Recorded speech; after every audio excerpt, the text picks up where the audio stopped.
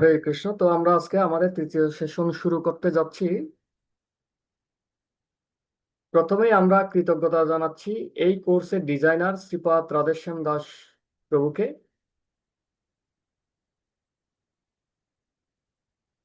উনি খুব সুন্দরভাবে সমস্ত শাস্ত্রের নির্যাসগুলো নিয়ে আমাদের জন্য সময় উপযোগী করে এই কোর্সটা ডিজাইন করার ফলে আমরা ভগবান সম্পর্কে গূঢ় তথ্যগুলো খুব সহজে জানার একটা সুযোগ পেয়েছি। তো আমরা আমাদের তৃতীয় সেশনের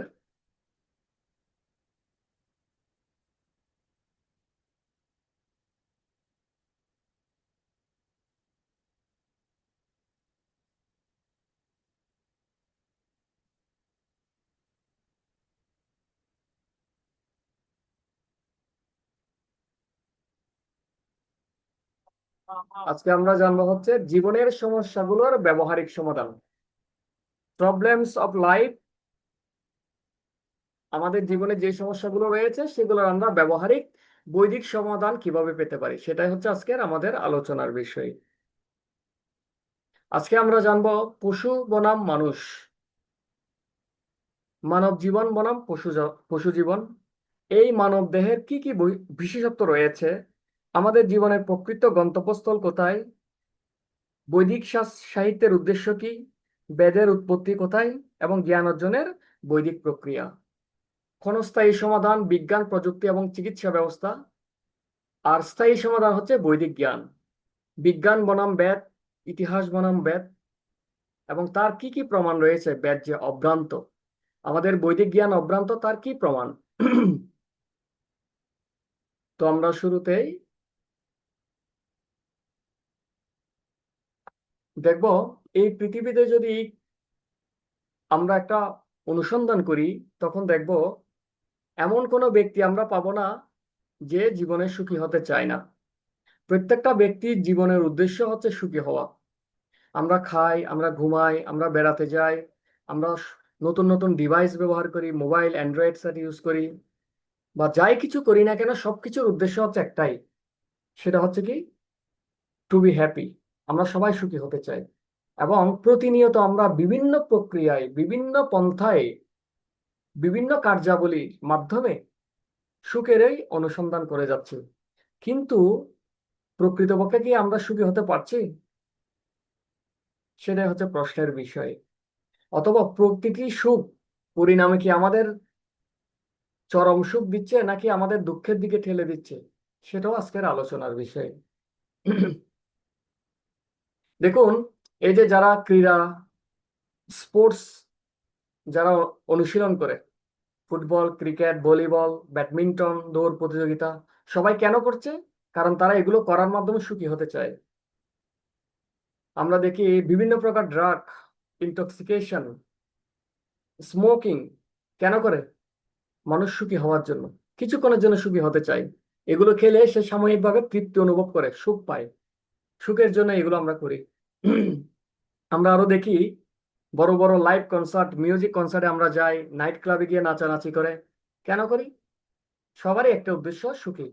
বিভিন্ন ধরনের survival rage training, adventural training, sky driving, সবকিছুর উদ্দেশ্য সাময়িক একটু সুখ লাভ, কোনো না কোনোভাবে একটু সুখ লাভ করা। এই যে দেখুন, ফ্যাশন ডিজাইন, হেয়ার স্টাইল, কেন? এগুলো করার মাধ্যমে আমরা মানসিকভাবে একটু সুখ খুঁজে পাই। এখন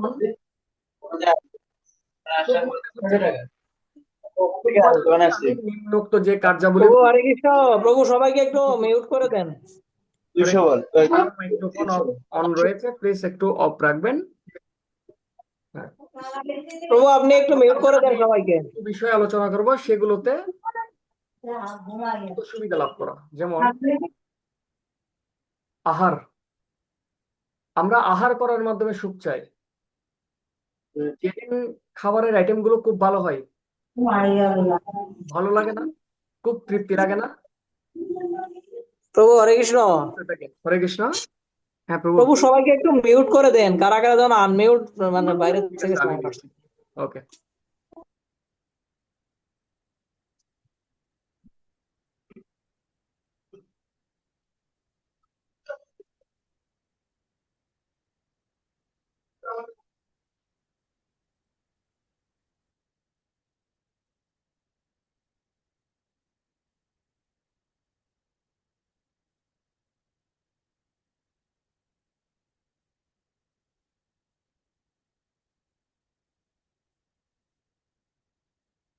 হরে কৃষ্ণ।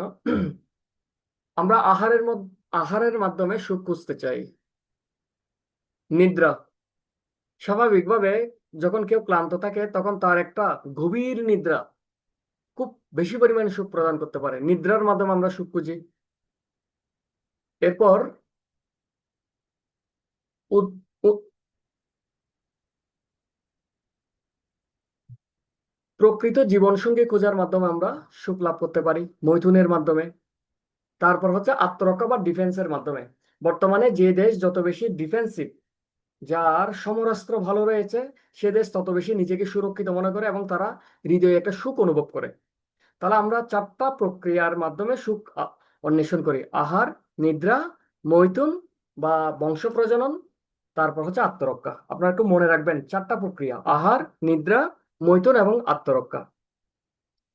এখন এই যে চারটা প্রক্রিয়ায় আমরা সুখ খুঁজে থাকি, এই সুখগুলো কি শুধু মানুষের রয়েছে? আমরা একটু দেখব যে এই চারটা সুখ কিন্তু পশুদেরও রয়েছে। কিভাবে? তাদেরও বন্ধু আছে, তাদেরও পরিবার, স্ত্রী সন্তান রয়েছে, তারাও কিন্তু মজা করে একসাথে। যেমন ডলফিন দল বেঁধে সাগরে লাফ দিয়ে তারাও কি সার্কাসের মতো আনন্দ করে। তাদেরও পারিবারিক জীবন রয়েছে, পশুদেরও। এবং পশুরাও কিন্তু আহার করে, পশুরাও কিন্তু নিদ্রা যায়, পশুরাও কিন্তু মৈথুন সুখ উপভোগ করে, নারী পুরুষের। এবং তাদেরও কিন্তু আত্মরক্ষার বিভিন্ন উপায় রয়েছে।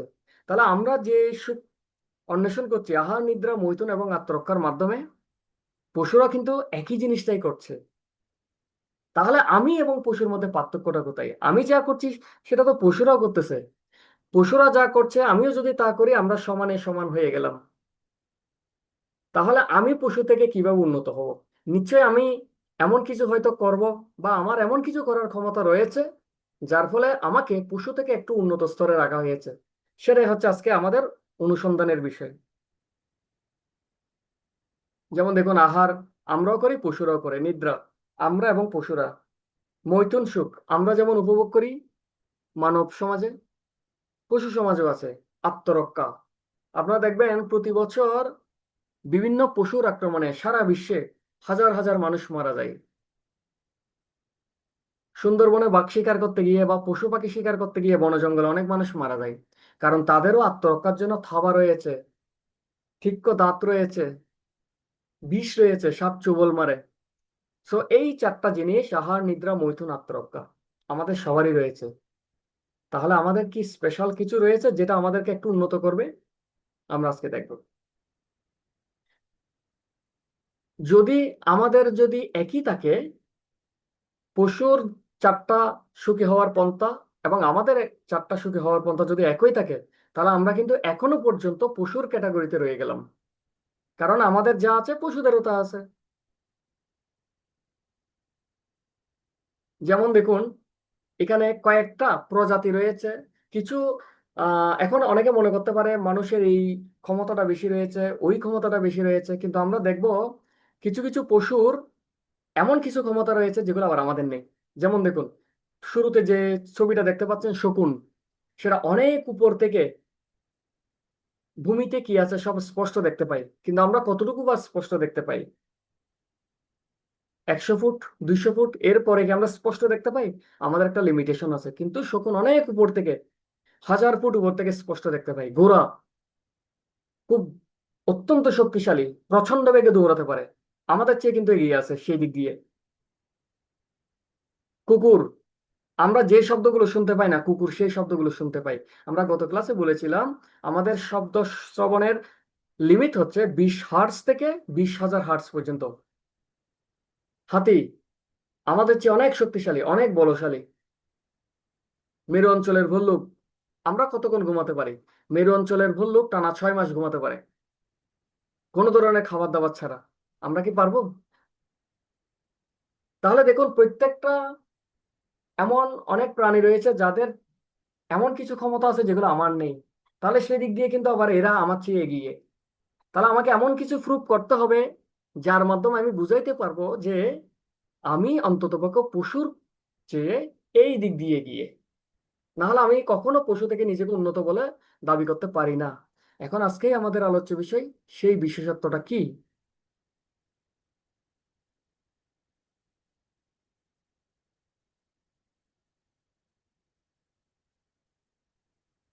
আহার, নিদ্রা, মৈথুন এবং আত্মরক্ষায় পশুদেরও বুদ্ধি রয়েছে।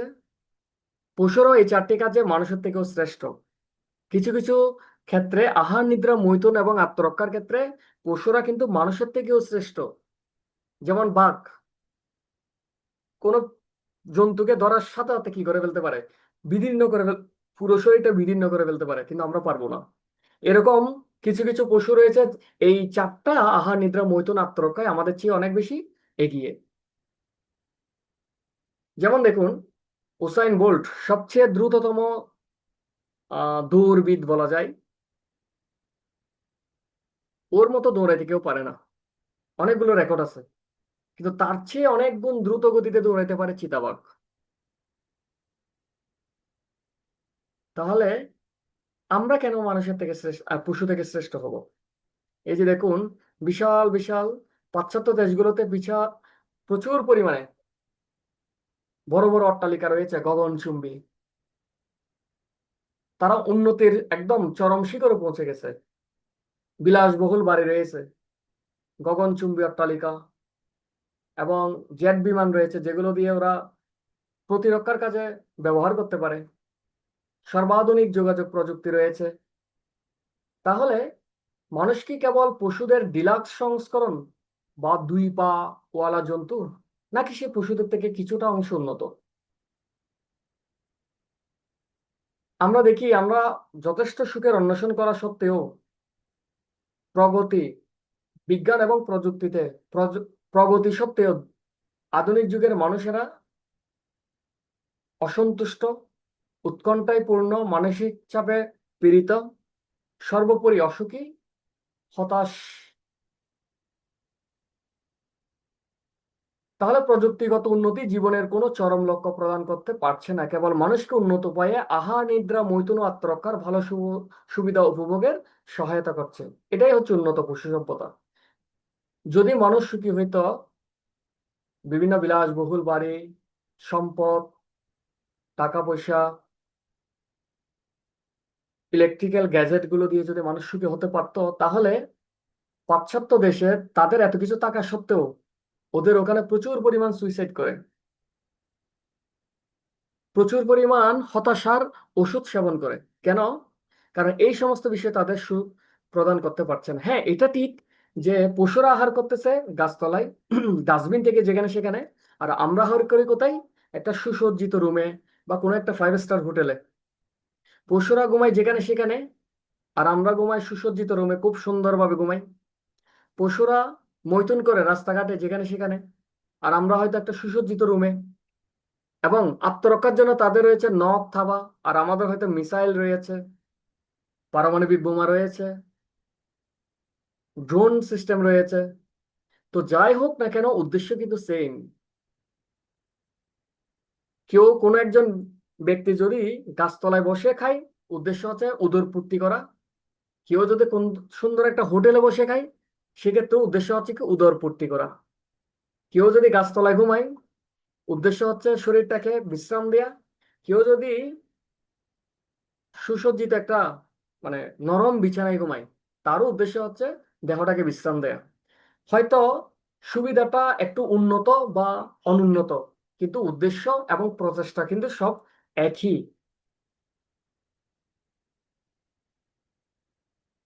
তাহলে মানুষ কখন পশু থেকে শ্রেষ্ঠ হয়?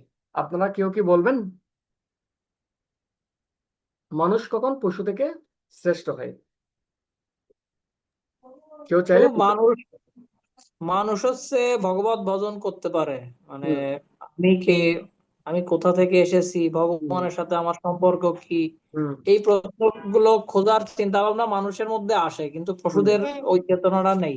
হুম। মানে মানুষের চেতনা পশুদের থেকে উন্নত, আচ্ছা, ওরা ভগবান নিয়ে চিন্তা করতে পারে। Thank you.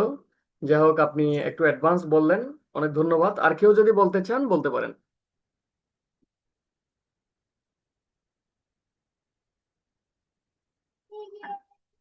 ঠিক আছে, তাহলে আমরা একটু এগিয়ে যাচ্ছি। মহাভারতে একটা শ্লোক রয়েছে, আপনারা এটা উচ্চারণ করতে পারেন। আহার, নিদ্রা, ভয়মৈথুনং চ সামান্যমেথত পশুবি নরাণাম ধর্মো হিতেশম অধিক বিশেষ ধর্মেণহীনা পশুবি সমানা। মহাভারতে বলা হচ্ছে যে আহার নিদ্রা ভয় মৈথুন বা আত্মরক্ষা মানুষ এবং পশু উভয়েই করে থাকে। আমরা এতক্ষণ যে বললাম এই কথাগুলো কিন্তু আমাদের কথা নয়, এটা মহাভারতের কথা দিয়ে আমরা শুরু করেছিলাম। আহার নিদ্রা মৈথুন এবং আত্মরক্ষা মানুষও করে এবং পশুও করে।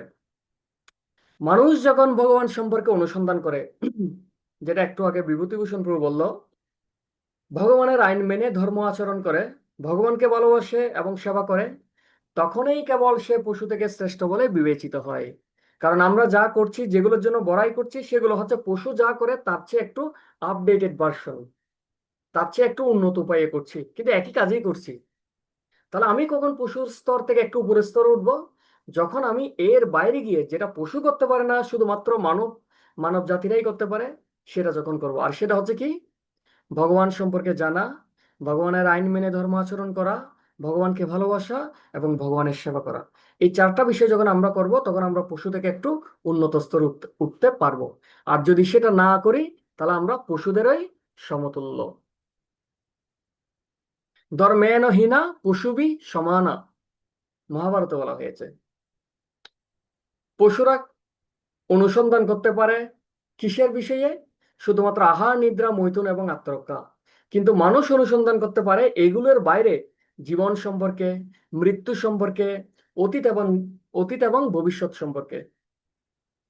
মানুষের উন্নত বুদ্ধিমত্তা রয়েছে, সে জানতে পারে, তার বুদ্ধিমত্তা ব্যবহার করে এই জগতে দুঃখের কারণ কি। সে জানতে পারে জীবনের লক্ষ্য কি। আমার জীবনের লক্ষ্য কি? প্রতিটা কাজ, প্রতিটা বিষয়ের একটা লক্ষ্য থাকে, প্রতিটা ব্যক্তির একটা লক্ষ্য থাকে। আমি যদি ঘর থেকে বের হই, আমার একটা লক্ষ্য থাকে, আমি এখান থেকে অফিসে যাব। অফিস থেকে যখন বের হই, আমার একটা লক্ষ্য থাকে, আমি এখান থেকে বাসায় যাব। আমি এখান থেকে যখন বের হই, আমার একটা লক্ষ্য থাকে, আমি বাজারে যাব বাজার করার জন্য। তাহলে প্রত্যেকটা ব্যক্তির, প্রত্যেকটা কাজের, প্রত্যেকটা কথার পিছনে একটা লক্ষ্য থাকে। তাহলে আমি যে এত সুন্দর একটা জীবন পেয়েছি, আমার জীবনের লক্ষ্যটা কি? সেটা একমাত্র মানুষই করতে পারে তাদের উন্নত বুদ্ধিমত্তা দিয়ে। ভগবান এবং প্রকৃতির সাথে আমাদের জীবনকে সামঞ্জস্য করতে পারার একটা ক্ষমতা আমাদের রয়েছে। আমি চাইলে ভগবানকে বাদ দিয়েও চলতে পারি, অথবা আমার জীবন ভগবানের সাথে, ভগবানের আইনের সাথে সামঞ্জস্যপূর্ণ করেও চলতে পারি। কোনটাতে লাভ, সেটা আমাদেরকেই বুঝতে হবে। এবং আমরা এক বাক্যে সবাই স্বীকার করি, আমরা যেহেতু এই জগতে একটা নির্দিষ্ট বয়স অতিক্রম করে এসেছি, আমরা জানি এই জগৎটাতে অনেক দুঃখও রয়েছে। কিন্তু এমন কি কোনো জগৎ রয়েছে যেখানে কোনো দুঃখ নেই, শুধু সুখ আর সুখ, নিত্য সুখ, সব সময় সুখ? আমি সেই সুখটা কিভাবে লাভ করতে পারি যদি থেকে থাকে? এই বিষয়গুলো জানার, এগুলো সম্পর্কে অনুসন্ধান করার ক্ষমতাটা মানুষের রয়েছে। আমরা চলার পথে বিভিন্ন সময় বিভিন্ন সাইনবোর্ড দেখতে পাই আমাদের গন্তব্যে। এদিক দিয়ে গেলে আমি মুরাদপুর যাব, এদিক দিয়ে গেলে বহদ্দারহাট যাব, এদিক দিয়ে গেলে চকবাজার যাব, এদিক দিয়ে গেলে হাটহাজারী যাব। ঠিক একইভাবে আমরা জীবনের এমন এক পর্যায়ে পৌঁছে গেছি, আমাদেরকে এখন গন্তব্য নির্ধারণ করতে হবে যে আমি কোন দিকে যাব। আমি মানব জীবন পেয়েছি, পাওয়ার পর আমাকে সিদ্ধান্ত নিতে হবে, উচ্চতর জীবনে আমি উন্নীত হব, নাকি পশুদের মতো নিম্নতর প্রজাতিতে আবার অধঃপতিত হব। সিদ্ধান্ত আমার। আমি কি রাইট সাইডে যাব নাকি লেফট সাইডে যাব? আমি কি উন্নত হওয়ার চেষ্টা করব, নাকি আবার নিম্ন প্রজাতিতে অধঃপতিত হওয়ার জন্য চেষ্টা করব? এখনই মোক্ষম সময় আমাদের অনুসন্ধান করার। মানুষই কেবল এই প্রশ্নগুলো করতে পারে। কি প্রশ্ন? আমি কেন কষ্ট পাচ্ছি, আমার জীবনের লক্ষ্য কি, এই বিষয়গুলো। একটি সমস্যাকে, আমাদের জীবন অনেক সমস্যা রয়েছে। দেখুন, হঠাৎ করে যদি কারেন্টটা চলে যায়, প্রচুর গরম লাগবে, এটা একটা সমস্যা। অনেকক্ষণ কথা বলার পর আমার তৃষ্ণা লাগতে পারে, এটা একটা সমস্যা। রোদে যাচ্ছি, প্রচুর গরম লাগতে পারে, এটা একটা সমস্যা। হাতে একটা ফোড়া উঠেছে, ব্যথা হচ্ছে, এটা একটা সমস্যা। তো দেখুন, এই জগতে যত সমস্যা রয়েছে, সবগুলো সমস্যার কিছু না কিছু সমাধান আছে। হ্যাঁ, এটা হতে পারে যে এইডস একটা সমস্যা, হৃদরোগ বা ক্যান্সার একটা সমস্যা। এই রোগগুলোর সাফিসিয়েন্ট, যেমন এইডস, এর কোনো ওষুধ এখনো আবিষ্কার হয় নাই। তাহলে আমি কিভাবে বাঁচবো? এই সমস্যাটার হয়তো সমাধান এখনো পাই নাই, কিন্তু অদূর ভবিষ্যতে বিজ্ঞানীরা সেটাও কিন্তু আবিষ্কার করে ফেলবে। তাহলে এই জগতে যত সমস্যা রয়েছে প্রত্যেকের কিছু না কিছু সমস্যা সমাধানও রয়েছে। এখন না পারলেও অদূর ভবিষ্যতে কি হলেও সেই সমাধানটা আবিষ্কৃত হবে। আগে এক সময় যখন কলেরা হইতো, গ্রামে সেটাকে বলতো ওলা বিবি। গ্রামে ওলা বিবি এসেছে ল্যাংড়া কুকুর, ল্যাংড়া ব্যক্তি বা ল্যাংড়া গরু ছাগলের রূপ ধরে। কিন্তু পরবর্তীতে দেখা যায় সেটা হচ্ছে আসলে কলেরা। কলেরার যখন টিকা আবিষ্কার হয় তখন মানুষ কলেরা থেকে মুক্ত হয়েছে। কলেরার ফলে যে মৃত্যু হইতো সেটা থেকে মানুষ রক্ষা পেয়েছে, কিন্তু এর আগে কলেরা হলে পুরো গ্রামের পর গ্রাম সবাই মারা যেত। তাহলে এই বর্তমানে যে সমস্যাগুলো সেগুলোর সমাধান কোনো না কোনো ভাবে আছে, এবং ভবিষ্যতে কিছু হয়তো এখন না থাকলেও ভবিষ্যতে অদূর ভবিষ্যতে সেগুলো সমস্যা তৈরি হবে। যেমন আমার গরম লাগছে, ফ্যান দিলাম, সমস্যা সমাধান হয়ে গেল। গরম লাগছে বাইরে, ছাতা নিলাম, সমাধান হয়ে গেল। হাতে ফোড়া উঠলো, অপারেশন করলাম, সমাধান হয়ে গেল। কিন্তু এই পৃথিবীতে এমন কিছু সমস্যা আছে যে সমস্যাটা সকলের জন্য প্রযোজ্য। আমি গরিব, আমার জন্য প্রযোজ্য। বিল গেটস পৃথিবীর শ্রেষ্ঠ ধনী, তার জন্য প্রযোজ্য নয়, এমন না। সবার জন্য প্রযোজ্য। আমি কুৎসিত, যারা সুন্দর তাদের জন্য প্রযোজ্য না, এটাও না, সবার জন্য প্রযোজ্য। এবং এই সমস্যাগুলো কেউই চায় না, কেউই চায় না এই সমস্যাগুলো নিজের জীবনে আসুক। কিন্তু দুর্ভাগ্যের বিষয় কেউ এড়াতেও পারে না, কেউ তার জীবন থেকে সেটা বাদ দিতে পারে না। তাহলে আমি বললাম, এই পৃথিবীতে যত শত শত হাজার সমস্যা রয়েছে সবগুলো সমস্যার সমাধান রয়েছে। এখন না থাকলেও অদূর ভবিষ্যতে সমাধান হবে। কিন্তু এমন কিছু সমস্যা রয়েছে যেগুলো সকলের জন্য প্রযোজ্য, যেগুলো কেউ চায় না কিন্তু এড়াতেও পারে না, এড়িয়ে চলতেও পারে না। এবং সেই সমস্যাগুলোকে বলা হয় জীবনের প্রকৃত সমস্যা।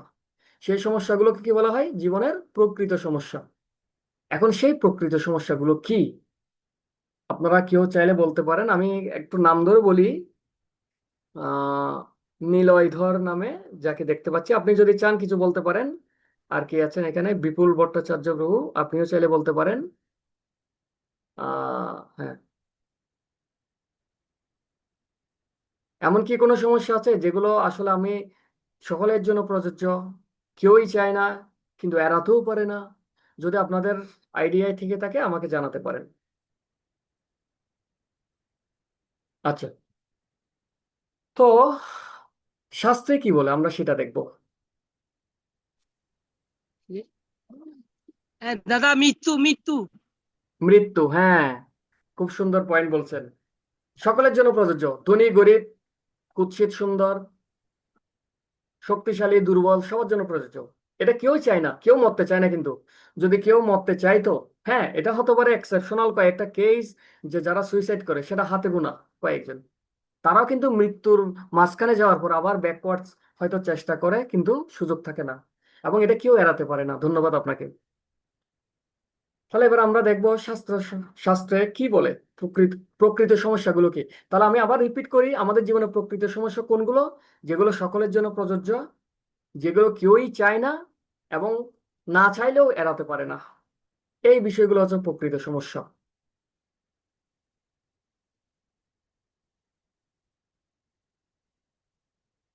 আমরা চিরকাল যুবক থাকতে চাই, কিন্তু খুব শীঘ্রই 30-40 বছরের মধ্যে আমরা দুর্বল, বৃদ্ধ এবং অক্ষম হয়ে পড়ব। কেউ আমরা বুড়ো হতে চাই না। আমাদেরকে দেখতে তখন মোটেই সুন্দর লাগে না। পৃথিবীতে যে প্রসাধনী শিল্পগুলো রয়েছে সেগুলো একমাত্র টিকে আছে মানুষ নিজের বয়সকে ঢাকার জন্য। মানুষ নিজের বয়সকে ঢাকার জন্য, নিজের সৌন্দর্য বৃদ্ধি করার জন্য এই প্রসাধনী শিল্পীগুলো ব্যবহার করে থাকেন। আমেরিকার টেক্সাসে একজন কোটিপতি ছিল, তিনি বার্ধক্যকে রোধ করার জন্য তিনি চাচ্ছেন, আমি দ্রুত বৃদ্ধ হয়ে যাচ্ছি, আমি বৃদ্ধ হতে চাই না, আমি 25 বছরের যে তরুণ তরুণী ছিলাম সেরকম আমি থাকতে চাই। তিনি অনেক চেষ্টা করেছে, প্লাস্টিক সার্জারি করেছে, কিন্তু লক্ষ লক্ষ ডলার খরচ করার পরেও তিনি ব্যর্থ হয়েছেন। বার্ধক্য তাকে চেপে ধরেছে। তাহলে এটাও কি একটা প্রকৃত সমস্যার মধ্যে পড়ে না? দেন এই যে দেখুন, মানুষ আহ যুবক বয়সের মধুময়, রোমাঞ্চকর এবং কৃতিত্বপূর্ণ ঘটনাগুলো, মুহূর্তগুলো স্মৃতিগুলো, ছবিগুলো বৃদ্ধ বয়সে গিয়ে রোমন্থন করতে থাকে, নাতি নাতনিদের বলতে থাকে, কারণ কেউ বৃদ্ধ হতে চায় না। সে হয়ে গেছে বৃদ্ধ, কিন্তু আঁকড়ে ধরে রাখতে চায় সেই যৌবনের স্মৃতিগুলোকে। অর্থাৎ কারো বৃদ্ধ হওয়ার ইচ্ছে নেই, কিন্তু প্রকৃতি নিয়মে আমরা সবাই বৃদ্ধ হতে বাধ্য। আমাদের দেহ শৈশব থেকে কৈশোর, তারপর যৌবন, বার্ধক্য, অবশেষে মৃত্যুর মাধ্যমে কেবল কিছু হাড় বা কঙ্কালে পরিণত হয়।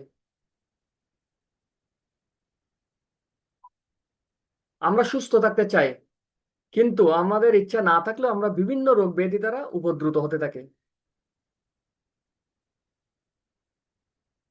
তাহলে জন্ম, মৃত্যু, জরা, ব্যাধি। আমাদের জন্ম হচ্ছে, আমাদের মৃত্যু হচ্ছে, আমাদের বিভিন্ন প্রকার ব্যাধি হচ্ছে, আমাদের জরা হচ্ছে।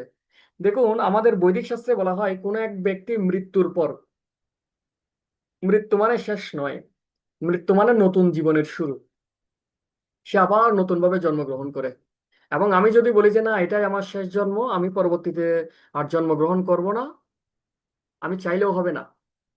I am forced, I am suppose to burn born again, আমাকে আবার জন্মগ্রহণ করতে হবে। আর মৃত্যু তো সবার জন্য বাধ্যতামূলক। আর জরা মানে বার্ধক্য, সবার জন্য বাধ্যতামূলক। আর অসুস্থতার কথা নাই বা বললাম, না চাইলেও আসে। তাহলে জন্ম, মৃত্যু, জরা, ব্যাধি। জরা মানে হচ্ছে বার্ধক্য।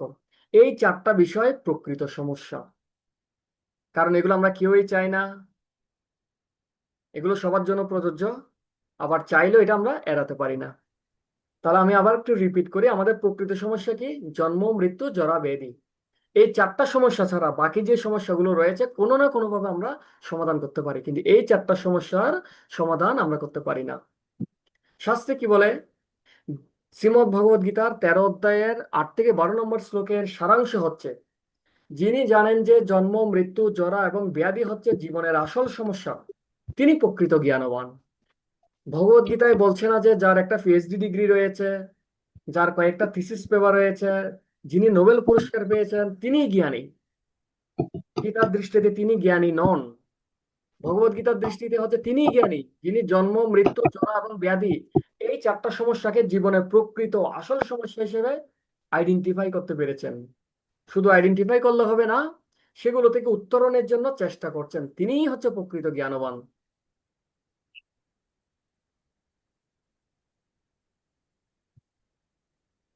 তাছাড়া আমরা যদি দেখি, আমাদের জীবন সব সময় বিভিন্ন ক্লেশ, ক্লেশ মানে হচ্ছে কি কষ্ট, কষ্ট দ্বারা জর্জরিত।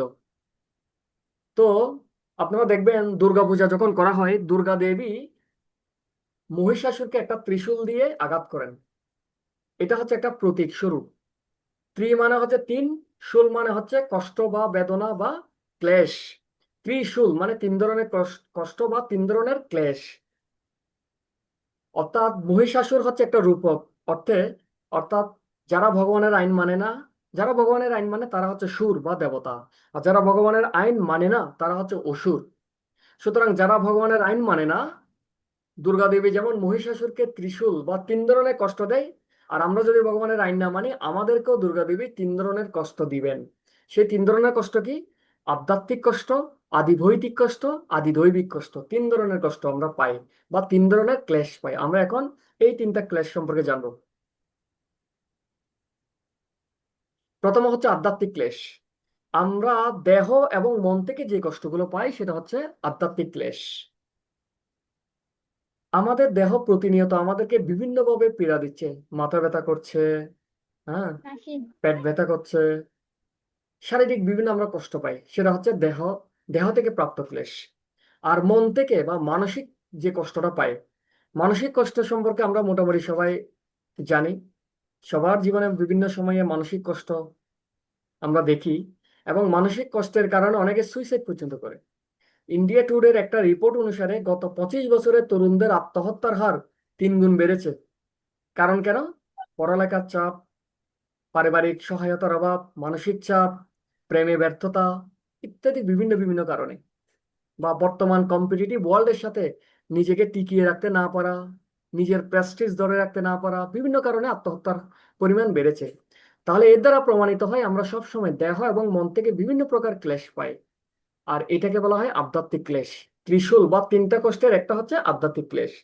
দ্বিতীয় হচ্ছে কি, ধরুন আমার দেহও সুস্থ আছে, আমার মনও সুস্থ আছে, আমি দেহ থেকে কষ্ট পাচ্ছি না, আমি মন থেকেও কষ্ট পাচ্ছি না, কিন্তু অন্য জীব আমাকে কষ্ট দিচ্ছে, এমন একটা কথা বলে ফেললো, আমার খুব খারাপ লাগলো।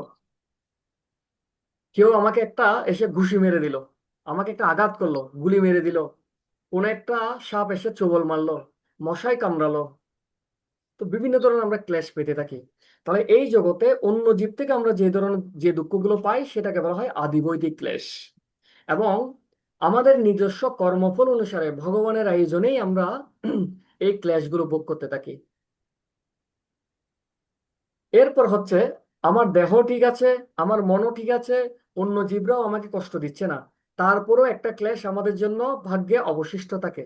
সেটা হচ্ছে আদিদৈবিক ক্লেশ, প্রকৃতি কর্তৃক প্রদত্ত, দৈব বা দেবতা কর্তৃক প্রদত্ত।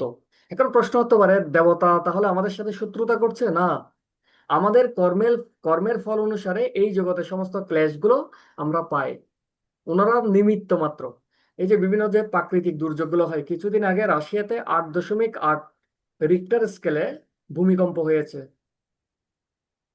বিভিন্ন জায়গায় ভূমিকম্প হচ্ছে, সুনামি হচ্ছে, খরা হচ্ছে, অতিবৃষ্টি হচ্ছে, অনাবৃষ্টি হচ্ছে। এই সব প্রাকৃতিক দুর্যোগ হচ্ছে এক একটা ক্লেশ, মায়া দেবী বা দুর্গা দেবী কর্তৃক প্রদত্ত জীবদের কাছে। আর এইটাকে বলা হয় আদিদৈবিক ক্লেশ। তাহলে আমি আবার একটু রিপিট করি, আমাদের ত্রিতাপ ক্লেশ হচ্ছে তিন ধরনের। একটা হচ্ছে কি আধ্যাত্মিক ক্লেশ, দেহ মন থেকে প্রাপ্ত। আদিভৌতিক ক্লেশ অন্য জীব কর্তৃক প্রদত্ত। আর আদিদৈবিক ক্লেশ হচ্ছে কি প্রাকৃতিক দুর্যোগ, দৈব কর্তৃক দেবতা কর্তৃক প্রদত্ত। আপনারা এগুলো মনে রাখবেন, প্রয়োজনে রেকর্ডটা পুনরায় শুনে এগুলো একটু মুখস্থ রাখবেন। এগুলো কিন্তু আপনাদের যে কোর্স শেষে একটা এক্সাম হবে, সেই এক্সামে কিন্তু এই প্রশ্নগুলো আসে, সচরাচর এই প্রশ্নগুলো আসে। সুতরাং আপনারা একটু রিপিট করবেন। আর আমাদের একটা বই আছে, একটু বইটা সংগ্রহ করার চেষ্টা করবেন, আমি পরে এই বিষয়ে ডিটেলস বলবো। আর আমাদের কোর্সের একটা প্রণামী থাকে। যাই হোক, বর্তমানে বিভিন্ন ধরনের উন্নত চিকিৎসা বিজ্ঞান রয়েছে, কিন্তু এত সত্ত্বেও মানুষের যে রোগ ব্যাধি কমছে না, এবং রোগ ব্যাধি থেকে উৎপন্ন যে কষ্ট সেটাও কিন্তু কমছে না। আপনারা এইখানে একটা ছবি দেখতে পাচ্ছেন, এটা হচ্ছে the great boxer Muhammad Ali. এতই শক্তিশালী ছিল যে মঞ্চে তার একটা ঘুষিতে প্রতিপক্ষ কুপকাত হয়ে যেত, এতই শক্তিশালী ছিল। এবং প্রতিবার জয় হওয়ার পর তিনি উচ্চস্বরে বলতো, I am the great, I am the greatest. কিন্তু সেই শক্তিশালী ব্যক্তি জীবনের শেষ পর্যায়ে এসে এমন একটা রোগ, পার্কিনসন নামে একটা রোগে আক্রান্ত হয়ে গেছে, যে যার একটা ঘুষিতে শত্রুপক্ষ ধরাশায়ী হয়ে পড়তো, সেই ব্যক্তি একটা হাতে একটা চা বা কফির কাপ তুলেও খেতে পারতো না। এটাই হচ্ছে আমাদের বর্তমান অবস্থা। আমরা চাই না রোগ ব্যাধি, কিন্তু সেটা আসতে বাধ্য।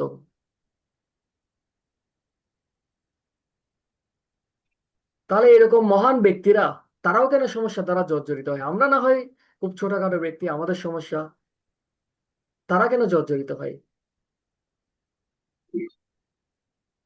বিজ্ঞানের প্রগতি কি সকল সমস্যার সম্পূর্ণ নির্মূল করতে পারে? এই যে জন্ম, মৃত্যু, জরা, ব্যাধি, এই চারটা সমস্যার কি সমাধান বিজ্ঞান দিতে পারে? না, বিজ্ঞান সেই সমস্যা, সেই প্রকৃত সমস্যার সমাধান দিতে পারে না। একজন বিজ্ঞানী বলছেন একজন মানুষ পাখির মতো উঠতে পারে আকাশে, উড়োজাহাজ ব্যবহার করে, এবং সমুদ্রের তলদেশে ভাসতে পারে মাছের মতো। কিন্তু এগুলো করতে গিয়ে, বিজ্ঞানের এই প্রগতিগুলো করতে গিয়ে পরিবেশটা এমন ভাবে দূষিত করে ফেলেছে, ভূমিতে হাঁটার মতো পরিবেশটা তার আর নেই। অর্থাৎ সেই বিজ্ঞানের নিউটনের সূত্রটা আমাদের আবার মনে পড়ে যায়, to every action there is an equivalent opposite reaction. প্রত্যেক ক্রিয়ারই একটি বিপরীত প্রতিক্রিয়া রয়েছে। বিজ্ঞান আমাদেরকে অনেক স্বাচ্ছন্দ্যময় উন্নত জীবন দিচ্ছে, ঠিক আছে, কিন্তু বিনিময়ে আমাদের কিছু পার্শ্ব প্রতিক্রিয়াও দিচ্ছে। যেমন দেখুন, এই যে আমরা গাড়িতে চড়তে সবার কতই না ভালো লাগে, খুব সহজে আরামে এক জায়গা থেকে অন্য জায়গায় খুব দ্রুত সময়ের মধ্যে চলে যেতে পারি। এই জায়গাটা হচ্ছে পরিত্যক্ত টায়ার গুলো রাখার একটা স্থান, যেখানে প্রায় 60 লক্ষ টায়ার, কিন্তু প্রত্যেকটা টায়ারই হচ্ছে পরিবেশের জন্য ক্ষতিকর।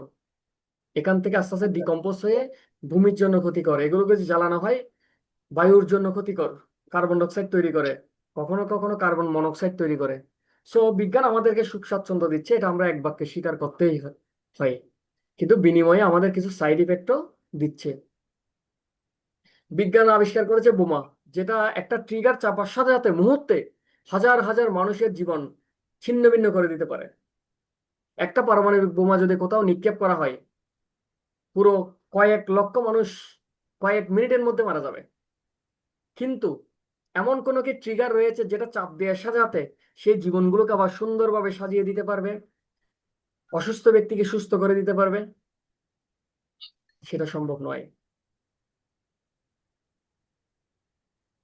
সমস্যা, বার্ধক্যে যদি কারো সাদা চুল সাদা হয়ে যায়, সমাধান বিজ্ঞান তাকে সমাধান দিচ্ছে কলম ব্যবহার করার জন্য।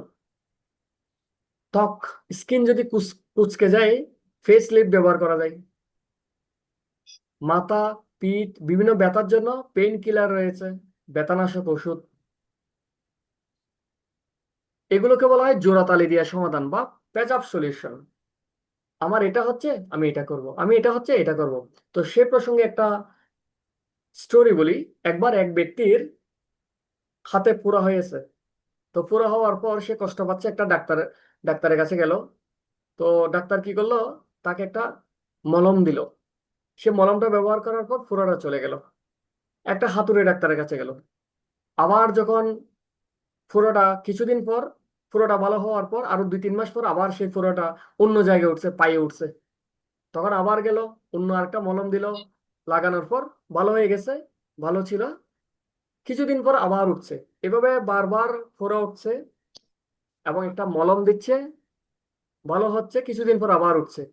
তখন তিনি বিরক্ত হয়ে একজন ভালো ডাক্তারের কাছে গেল, গিয়ে বলল যে আমার একটা সমস্যা, ক্লাস কয়দিন? 2 না 3? আমার ফোড়া উঠছে, আমি মলম ইউজ করতেছি, কিছুদিন পর ভালো হয়ে যায়, আবার কিছুদিন পর আবার সেই কষ্টটা পাচ্ছি, আমি কি করতে পারি? তখন উনি কি করলো, একটা ব্লাড টেস্ট করলো। তারপর তিনি বুঝতে পারলো যে আপনার ফোড়া হওয়ার মূল কারণ হচ্ছে কি, আপনার দোষ, রক্তে দোষ রয়েছে। আপনি এই ওষুধগুলো খান, আপনার রক্তের রক্তটা বিশুদ্ধ হয়ে যাবে, তখন আর ফোড়া উঠবে না। এবং তিনি সেই ওষুধগুলো খাওয়ার পর রক্তটা যখন বিশুদ্ধ হয়ে গেছে, দোষটা যখন চলে গেছে, আর ফোড়াটা উঠে নাই। তো বিজ্ঞানের সমস্যা হচ্ছে কি, মলম দেওয়ার মতো, প্যাচ আপ সলিউশন, জোড়াতালি দিয়ে সমাধান। আমি এই জগতে কষ্ট পাচ্ছি, এই সমস্যার কারণে সাময়িকভাবে আমাকে সমাধানটা দিচ্ছে। এই কষ্টটা পাচ্ছি, সাময়িক একটা সমাধান দিচ্ছে। কিন্তু ভগবান এই জগৎটা তৈরি করেছেন দুঃখের জন্য। শাস্ত্রে বলা হয়েছে এই জগতের স্বরূপ কি, দুঃখালয়ম অশাশ্বতম। দুঃখালয়ম মানে হচ্ছে দুঃখের আলয়, এটা হচ্ছে দুঃখের আলয়। এখানে আমরা যতই চেষ্টা করি না কেন, আমাদের দুঃখ পেতেই হবে। আর একটা বৈশিষ্ট্য হচ্ছে কি, অশাশ্বতম মানে অনিত্য। কিছুদিন পর, আজকে আমার হাতে অনেকগুলো স্বর্ণ গহনা আছে, প্রকৃতির নিয়মে সেটা অন্য কারো হাতে চলে যাবে। আজকে আমার সম্পদ আছে, সেটা অন্য কারো হাতে চলে যাবে। আমার শক্তি রয়েছে, কিছু বছর পর সেটা হারিয়ে যাবে। সবকিছু হচ্ছে অনিত্য। সুতরাং আমার সাময়িক কিছু সমস্যা হয়েছে, সেগুলো সাময়িক কিছু সমাধান, এটা বুদ্ধিমানের মতো নয়। বুদ্ধিমান হচ্ছে সেই কাজটা, যেমন ডাক্তারের কাছে যাওয়ার পর এমন ওষুধ দিয়েছে, পুরো রক্তটা বিশুদ্ধ করে দিয়েছে, যার ফলে আর কখনো পুরো উঠবে না। এবং সেই প্রকৃত সমস্যা হচ্ছে কি, জন্ম মৃত্যু জরা ব্যাধিকে প্রকৃত সমস্যা রূপে দর্শন করে সেই জন্ম মৃত্যু জরা ব্যাধি, যেগুলো থাকার কারণে আমাদের আনুষঙ্গিক অন্যান্য সমস্যাগুলো আমরা ফেস করছি, সেগুলো থেকে পুরোপুরি উত্তীর্ণ হওয়া, সেটাই হচ্ছে আমাদের প্রকৃত সমাধান।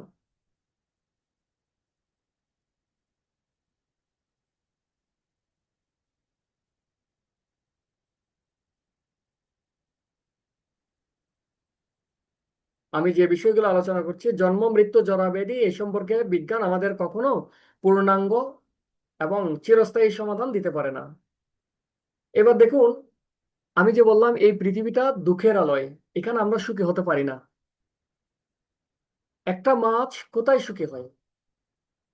জল থেকে যদি আমরা একটা মাছকে তুলে এনে ডাঙ্গায় ডাঙ্গায় নিয়ে আসি, ডাঙ্গায় আনার পর সেখানে যদি আমরা তাকে একটা ভালো চেয়ারে বসাই, এসি রুমে রাখি, সামনে যদি একটা টিভি ছেড়ে দিই, হ্যাঁ, সুস্বাদু খাবার দিই, সফট ড্রিঙ্ক খেতে দিই, বার্গার খেতে দিই, সে কি কমফোর্ট ফিল করবে?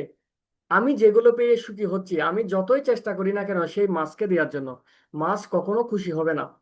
কারণ এই জায়গাটা আমার জন্য হয়তো কমফোর্ট ফিল হতে পারে, কিন্তু মাছের জন্য নয়। মাছের সুখ হচ্ছে যখনই তাকে আমি জলে ছেড়ে দিব।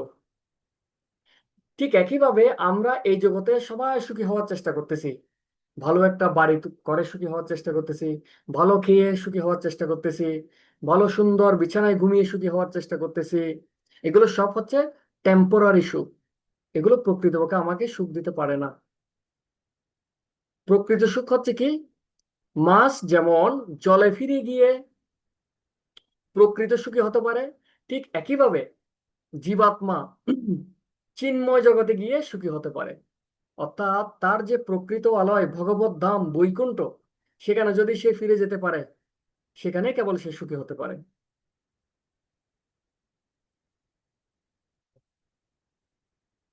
তো আমরা দেখবো জ্ঞানী এবং মূর্খের মধ্যে কি কি পার্থক্য রয়েছে। জ্ঞানীরা ভগবানকে বিশ্বাস করে, মূর্খ যারা তারা ভগবানের বিশ্বাস নেই। জ্ঞানীরা ভগবানের আইন অনুসারে জীবন যাপন করে, আর মূর্খরা বলে কি, খাও দাও ফুর্তি করো, দুনিয়াটা মস্ত বড়, কে জানে মৃত্যুর পর কি আছে কি নেই, যতদিন জীবন আছে আনন্দ করে যাও। জ্ঞানীরা জানেন এই জগৎ হচ্ছে ক্ষণস্থায়ী এবং সে অনুসারে জীবন যাপন করে। আর অজ্ঞানী বা মূর্খ যারা, তারা এই জগতের অনিত্য স্বভাব ভুলে যায় এবং ভবিষ্যতের কথা চিন্তা না করে এই জগতে পরিপূর্ণভাবে ভোগ করার জন্য পাপময় জীবন উপভোগ করে।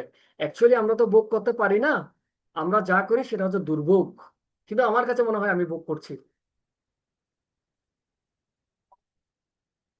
ভগবানকে অর্জন করার জন্য নীতিকেন্দ্রিক সংযত জীবন যাপন করে জ্ঞানীরা, আর মূর্খরা অন্যদের প্রতি ঈর্ষাপরায়ণ অনিয়ন্ত্রিত জীবন যাপন করে এবং জীবন শেষে তারা নরকের দিকে ধাবিত হয়। মূর্খ জানে যে আজ অথবা আগামীকাল তার মৃত্যু হবে। তিনি জানেন যে এই জগতে সবকিছু অনিত্য, তবুও সে কেবল সাময়িক ক্ষণস্থায়ী সুখের জন্য পাগল হয়ে যায়।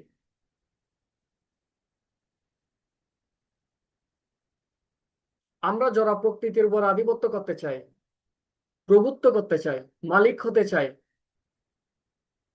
কিন্তু তার প্রকৃত মালিক ও নিয়ন্তা যে ভগবান, তাকে উপেক্ষা করে সবকিছুকে আমরা নিয়ন্ত্রণ করতে চাই।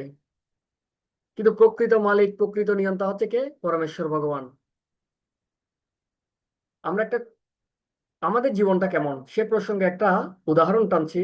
আমরা অনেক সময় ট্রেন ভ্রমণে যাই, ট্রেন ভ্রমণে আমরা পাশাপাশি অনেকে একসাথে বসি। তো দেখা যায় কিছুক্ষণ পর আমার যখন স্টেশন চলে আসে, দেখা যায় একজন একজন করে আস্তে আস্তে ট্রেন থেকে নেমে যেতে থাকে। আমরা সবাই ছিলাম সহযাত্রী, কিন্তু একসময় দেখা যায় কি, শেষ স্টেশন পর্যন্ত আমি আছি, বাকিরা সবাই নেমে গেছে। আমাদের জীবনটা হচ্ছে ঠিক সেরকম। আমাদের বাবা ছিল, মা ছিল, ছিল, কাকি ছিল, জ্যাঠা ছিল, জেঠি ছিল, দাদু ছিল, দিদিমা ছিল। একটা নির্দিষ্ট সময় পর দেখা যায় একজন একজন এই জীবন নামক যাত্রা থেকে সবাই নেমে যাচ্ছে। কিন্তু আমি বুঝি না, জীবনের একটা সময়ে গিয়ে আমাকেও নামতে হবে। নামার প্রস্তুতিটা আমরা কি নেই? আমরা সেই প্রস্তুতিটা নিই না। তাহলে দেখুন আমাদের মেধা, আমাদের বুদ্ধি, বিচক্ষণতা কত উন্নত, যে আমরা আমার সামনে সবাই চলে যাচ্ছে দেখেও আমরা সেই জীবন যাত্রার জন্য প্রস্তুতি নিই না। তো একটা শাস্ত্রে বলা হয়েছে আমাদের বুদ্ধিটা হচ্ছে ছাগল বুদ্ধি। আমাদের বুদ্ধিটাকে কিসের সাথে তুলনা করা হয়? ছাগল বুদ্ধির সাথে। কেন ছাগল বুদ্ধি? যখন কোনো মাংসের দোকানে কিংবা সামনে আসতেছে মনসা পূজা, তো মনসা পূজায় আপনারা দেখবেন, বা কোনো একটা কসাইখানার দোকানে যখন কোনো ছাগলকে রাখা হয়, অনেকগুলো ছাগলকে একসাথে বেঁধে রাখা হয় এবং তাদের মুখের সামনে কিছু কচি কচি ঘাস দেওয়া হয়। তাদের থেকে একজন একজন ধরে আনা হয়, ধরে কেটে ঝুলিয়ে রাখা হয়। সেটা বিক্রি হয়ে গেলে আরেকটাকে ধরবে। তো তার সামনে তার সঙ্গীকে বলি দিয়ে চামড়া ছিলে ঝুলিয়ে রেখেছে। কিছুক্ষণ পর যে তার পালা আসবে, ছাগল সেটা বুঝে না। সে আপন মনে কচি কচি মিষ্টি ঘাস খেতে থাকে। এই ঘাসগুলো কতই না মজাদার, এভাবে সে উপভোগ করতে থাকে। কিন্তু সে বুঝতে পারে না একটু পরে আমারও একই পালা আসতেছে, এবং সে সেখান থেকে পালিয়ে যাওয়ারও চেষ্টা করে না। কারণ কেন, তার সামনে তো কচি কচি মিষ্টি ঘাস রয়েছে, সেগুলো উপভোগ করতে থাকে। আমাদেরও অবস্থাটা ঠিক সেই ধরনের। আমার সামনে আমার বাবা চলে গেল, আমার মা চলে গেল, আমার কাকা কাকি জেঠিমা চলে গেল, আর আমরা এই জগতের সামান্য সুখ সেগুলোকে খুব আরাম আয়েশ করে উপভোগ করছি। কিন্তু আমরা চিন্তা করছি না কিছু বছর পর তো আমাকেও যেতে হবে। তাহলে আমার বুদ্ধি এবং ছাগলের বুদ্ধির মধ্যে কোনো কি পার্থক্য আছে? কোনো পার্থক্য নেই। সেই জন্য শাস্ত্রে বলা হয়েছে ধর্মহীন ব্যক্তির বুদ্ধি হচ্ছে ছাগল বুদ্ধি, কারণ তার বুদ্ধির সাথে ছাগলের বুদ্ধির মধ্যে কোনো ফারাক নেই। সুতরাং আমাদেরকে এই স্তর থেকে উঠে আসতে হবে, আমাদের বুঝতে হবে যে আমরা কিভাবে এই মৃত্যু থেকে উত্তীর্ণ হতে পারবো। তো সে প্রসঙ্গে আপনাদের একটা ছোট্ট সত্য ঘটনা বলি, যে জৈন ধর্ম নামে একটা ধর্ম রয়েছে, তার প্রতিষ্ঠাতা হচ্ছে গুরু নানক। তিনি অত্যন্ত মেধাবী এবং জ্ঞানী ছিলেন। তো তিনি ভারতে ভ্রমণ করতে করতে একটা রাজপ্রাসাদের সামনে গিয়ে দাঁড়িয়েছেন। সেই রাজপ্রাসাদের সামনে অনেকগুলো ফ্ল্যাগ বা পতাকা।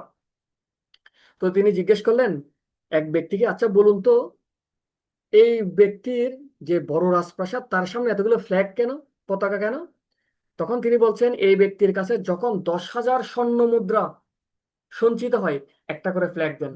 তার মানে কতগুলো ফ্ল্যাগ আর তত 10,000 স্বর্ণ মুদ্রা তার সঞ্চিত আছে। কত ধনী এই ব্যক্তিটা।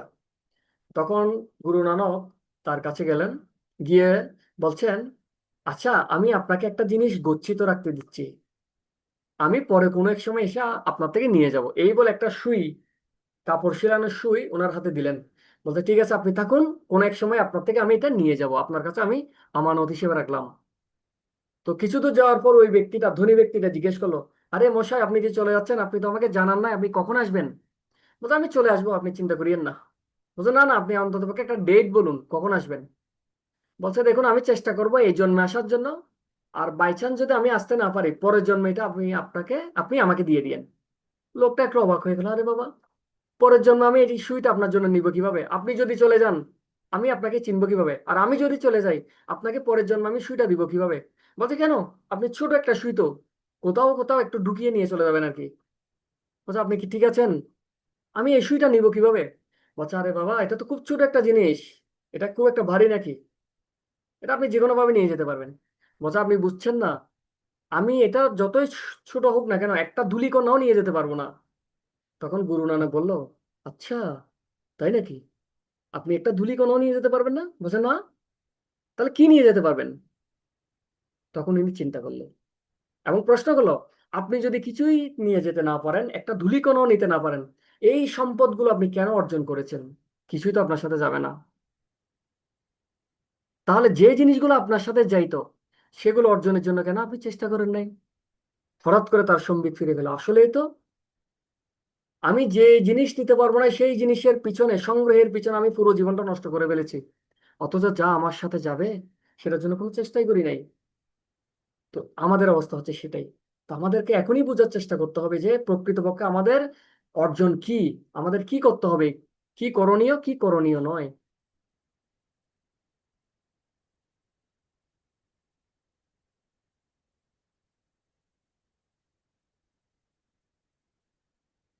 ভগবানের আইন অমান্য করে যদি আমরা পাপ কার্যে নিযুক্ত হই, ভগবান আমাদের ত্রিতাপ ক্লেশ দেয়। তখন অনেকে প্রশ্ন করতে পারে, ভগবান আমাদের যদি ক্লেশ দেয়, দুঃখ দেয়, তাহলে ভগবান আমাদের সাথে কি অন্যায় করছে না? না, ভগবান আমাদেরকে 4টা দুঃখ দেয়, জন্ম মৃত্যু জরা ব্যাধি, ত্রিতাপ ক্লেশ দেয়। ত্রিতাপ ক্লেশের মাধ্যমে কষ্ট পাচ্ছি, এবং জন্ম মৃত্যু জরা ব্যাধি যে প্রকৃত 4টা সমস্যা, তার মাধ্যমেও আমরা কষ্ট পাচ্ছি। তাহলে ভগবান আমাদেরকে এই কষ্টগুলো কেন দিচ্ছে? এটা ঠিক সেরকম, কোনো সন্তান যদি দোষ করে তাকে সংশোধনের জন্য পিতামাতা শাস্তি প্রদান করে থাকেন। এটা কি এমন যে পিতামাতা সন্তানকে পছন্দ করে না? না, তারপরও তার সংশোধনের জন্য, তার পরিশুদ্ধির জন্য, তার শিক্ষার জন্য শাস্তি প্রদান করে থাকেন। ঠিক একইভাবে ভগবান আমাদের এই জীবনে প্রাপ্ত কষ্টগুলো কেন দেন?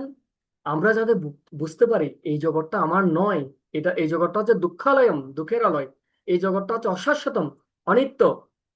তাহলে এমন একটা নিশ্চয় কোনো জগৎ রয়েছে যেটাতে কোনো দুঃখ নেই, এমন কোনো নিশ্চয় কোনো জগৎ রয়েছে যেখানে কোনো শেষ নেই, নিত্যকাল ধরে থাকবে, সেই শিক্ষাটা দেওয়ার জন্য ভগবান আমাদেরকে দুঃখ দেয়। কিন্তু দুর্ভাগ্যের বিষয় আমরা সেটা উপলব্ধি করতে পারি না। কেন পারি না? কারণ সেই জ্ঞানটা দেওয়ার মতো কোনো সুহৃদ ব্যক্তি আমাদের নেই। তো যাই হোক, আমরা কোনো না কোনো ভাবে সাধুগুরু শাস্ত্রের শরণাপন্ন হয়ে আমরা আজকে জানতে পেরেছি যে ভগবান কেন আমাদের এই দুঃখগুলো দিচ্ছে এবং এগুলো থেকে মুক্ত হওয়ার উপায় কি। তো সেই জন্য আমাদের এই যে কোর্স, এই কোর্সটা এখানেই শেষ নয়, এটা মাত্র সূচনা। এরপরে আমাদের অনেকগুলো কোর্স রয়েছে। তো আমি ব্যক্তিগতভাবে আপনাদের অনুরোধ করব, আপনাদের এই যে শিকন পদ্ধতি বা শিক্ষার ধারা, এটাকে যদি এগিয়ে নিয়ে যেতে চান, আপনারা এর পরবর্তী কোর্সগুলো ধাপে ধাপে ধাপে ধাপে আপনার সুযোগ সময় অনুসারে আপনারা সম্পন্ন করে নেবেন, অনেক কিছু জানতে পারবেন। তো ভগবানের আইন পালনা সহায়তা করে কে? জাগতিক সমস্যার আধ্যাত্মিক সমাধানে। যেমন দেখুন, কেন কষ্ট পাচ্ছি, জীবনের লক্ষ্য কি, জীবনের লক্ষ্য কি, এই বিষয়ে ভগবদ্গীতার শুরুতে ভগবান কৃষ্ণ অর্জুনকে কি বলছেন দেখুন। অন্যান্য ধর্মের শিক্ষা যেখানে শেষ বলা হয়, সনাতন ধর্ম সেখান থেকেই শুরু। আর ভগবান ভগবান বৈদিক শাস্ত্র সেখান থেকে শুরু। এবং বৈদিক শাস্ত্রের প্রাথমিক জ্ঞান ABCD হচ্ছে কি, you are not this body, you are the spirit soul. তুমি দেহ নও, তুমি হচ্ছে চিন্ময় আত্মা। যুদ্ধের শুরুতে অর্জুন আত্মীয় স্বজনকে বধ করতে হবে ভেবে বিষণ্ণ হয়ে গিয়েছিল, যে আমি আমার এই আত্মীয় স্বজনকে বধ করব। কিন্তু ভগবানের পরিকল্পনা হচ্ছে কি, যেহেতু তারা অধর্মের পক্ষ নিয়েছে, কুরুক্ষেত্রের যুদ্ধে কৌরবদের পক্ষে যারা ছিল তারা কিন্তু অধর্মের পক্ষ নিয়েছিল, পৃথিবীতে ধর্মকে নাশ করে শান্তি নষ্ট করছিল। তো ভগবানের পরিকল্পনা হচ্ছে কি, তাদেরকে বিনাশ করে পুনরায় ধর্ম সংস্থাপন করার জন্য। যদা যদা হি ধর্মস্য গ্লানির্ভবতি ভারত অভ্যুত্থানম অধর্মস্য, মানে তাদেরকে পুনরায় এই জগতে পুনরায় ধর্ম সংস্থাপনের জন্য ভগবান অর্জুনকে নিমিত্ত মাত্র করে যুদ্ধ সংগঠনের চেষ্টা করেছিল। তো অর্জুন বলছে যে এই সবাই হচ্ছে আমার আত্মীয় স্বজন, আমি তাদেরকে কিভাবে বধ করব, তাদেরকে বধ করে আমি রাজ্যভোগ কিভাবে করব। তখন ভগবান বলছেন, যাদেরকে তুমি পিতা মাতা পিতামহ এবং তোমার আত্মীয় স্বজন মনে করছো, তারা তোমার প্রকৃত আত্মীয় স্বজন নয়। এই আত্মাগুলো তোমার এই জন্মে তোমার আত্মীয়, কিন্তু পরবর্তী জন্মে তুমি তাদের সাথে কখনো দেখা পাবে তার কোনো নিশ্চয়তা নেই। প্রত্যেকটা জীবই হচ্ছে কি চিন্ময় আত্মা, তার এই জড়দেহ নয়। এবং এই আত্মজ্ঞান লাভ করার পর অর্জুনের মনে সমস্ত সংশয় দূরীভূত হয়েছিল এবং তিনি যুদ্ধ করে ভগবানের যে ধর্ম প্রতিষ্ঠা করার পরিকল্পনা সেখানে অংশীদার হয়েছিল। তাহলে ভগবদ্গীতার প্রথম জ্ঞান হচ্ছে কি, তুমি দেহ নও, তুমি এই জড় দেহ নও, তুমি হচ্ছে চিন্ময় আত্মা। অর্থাৎ আমরা সবাই এই জড়দেহ নই, আমরা হচ্ছে জড়দেহের অভ্যন্তরের চিন্ময় আত্মা। মানুষ যেমন পোশাক পরিবর্তন করে, জীর্ণ পোশাক পুরাতন পোশাক পরিত্যাগ করে নতুন পোশাক গ্রহণ করে, আত্মার ঠিক তেমনি নতুন পুরাতন দেহ ত্যাগ করে নতুন দেহে দেহান্তরিত হয়। কিন্তু আত্মা কিন্তু সেই দেহটা নয়। দেহের মৃত্যু হলেও কিন্তু আত্মার কোনো মৃত্যু নেই। মামুপেত্ত পুনর্জন্ম দুঃখালয়ম অশাশ্বতম ন আপ্নুবন্তি মহাত্মানা সংসিদ্ধিম পরমম গতঃ। ভগবদ্গীতার এই শ্লোকে বলা হচ্ছে, মহাত্মা ভক্তিপরায়ণ যোগীগণ আমাকে লাভ করে আর এই দুঃখপূর্ণ নশ্বর সংসারে পুনরায় জন্মগ্রহণ করে না, কেননা তারা পরম সিদ্ধি প্রাপ্ত হয়েছেন। ভগবদ্গীতার ৮ম অধ্যায়ের ১৫ নম্বর শ্লোকে বলা হয়েছে। জীবনের প্রকৃত গন্তব্য কি? দেখুন, মনে করুন কোন একটা কোম্পানি থেকে যারা বড় বড় অফিসার, তাদের জন্য গাড়ি দেওয়া হয়। তাহলে কোম্পানি প্রদত্ত গাড়িটার উদ্দেশ্য হচ্ছে কি, কোম্পানি প্রদত্ত গাড়ির উদ্দেশ্য হচ্ছে কি, সে যাতে নির্বিঘ্নে ওই কোম্পানির সার্ভিস গুলো করতে পারে এবং তাকে একটা চালক দেয়া হয়। ঠিক ভগবান আমাদেরকে একটা গাড়ি দিয়েছে, সে গাড়িটা হচ্ছে কি মানবদেহ। সে গাড়িটা একজন এমপ্লয়িকে গাড়ি কে দেয়? কোম্পানি দেয়। আর আমাদেরকে গাড়ি অর্থাৎ এই মানবদেহটা কে দিয়েছে? ভগবান দিয়েছে। গাড়ির একটা চালক থাকে, ঠিক এই মানব দেহের একটা চালক আছে, সেই চালকটা হচ্ছে কি আত্মা। গাড়িটাতে ওয়াশ করতে হয়, পেট্রোল দিতে হয়, খাবার দিতে হয়, ঠিক তেমনি আমাদের এই গাড়িরূপী মানব দেহ, স্নান করতে হয়, খাদ্য গ্রহণ করতে হয়। আমাদের এই মানব দেহটাকে আমরা গাড়ির সাথে তুলনা করে একটা অ্যানালজি দেখাচ্ছি। আমাদের কোম্পানি যে গাড়িটা দিয়েছে এমপ্লয়িকে, সেটা মেরামতের জন্য মাঝে মাঝে গ্যারেজে নিয়ে যেতে হয়। ঠিক আমাদের আমাদের এই মানব দেহরূপ গাড়িকে ডাক্তারের কাছে যেতে হয়। কোম্পানি কেন গাড়িটা দিয়েছে এমপ্লয়িকে? ওই ইন্ডাস্ট্রিতে গিয়ে কাজ করার জন্য। তাহলে এবার প্রশ্ন থাকতে পারে, ভগবান কেন আমাদেরকে এই মানব দেহটা দিয়েছে?